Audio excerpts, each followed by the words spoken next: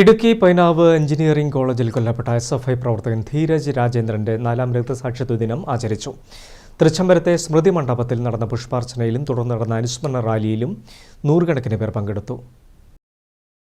രാവിലെ ധീരജിന്റെ സ്മൃതി മണ്ഡപത്തിൽ SFI നേതാക്കളും പ്രവർത്തകരും പുഷ്പാർച്ചന നടത്തി. തുടർന്ന് പൂക്കോത്ത് നടയിൽ നിന്നും നൂറുകണക്കിന് പ്രവർത്തകർ പങ്കെടുത്ത പ്രകടനം നടന്നു. നഗരം ചുറ്റിയുള്ള പ്രകടനം ചിറവക്ക് ഹാപ്പിനെസ് സ്ക്വയറിൽ സമാപിച്ചു.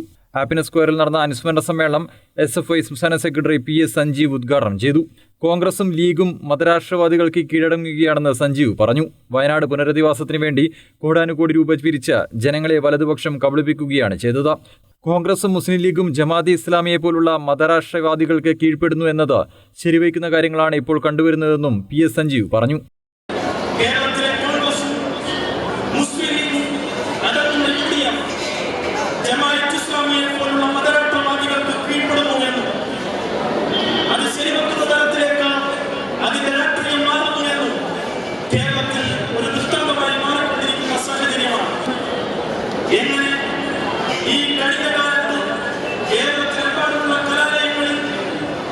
സമാധാനപൂർവ്വം മുന്നോട്ട് പോയിക്കൊണ്ടിരുന്ന കലാലയങ്ങളെ കലാപഭൂമിയാക്കിയ ചരിത്രമുള്ള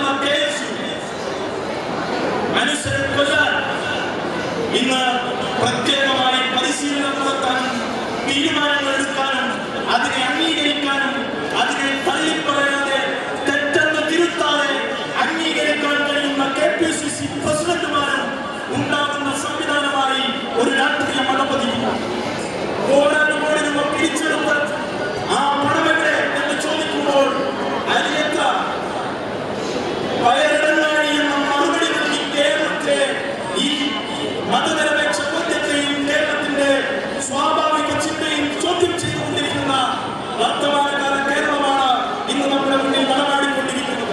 SFI ജില്ലാ പ്രസിഡന്റ് TP അഖില ചടങ്ങിൽ അധ്യക്ഷത വഹിച്ചു. ധീരജിന്റെ മാതാപിതാക്കളായ രാജേന്ദ്രനും പുഷ്കലയും സഹോദരൻ അദ്വൈതും ചടങ്ങിൽ പങ്കെടുത്തു. സംഘടക സമിതി chairman T Balakrishnan, CPM area secretary K Santhosh, Joel Thomas തുടങ്ങിയവർ സംസാരിച്ചു.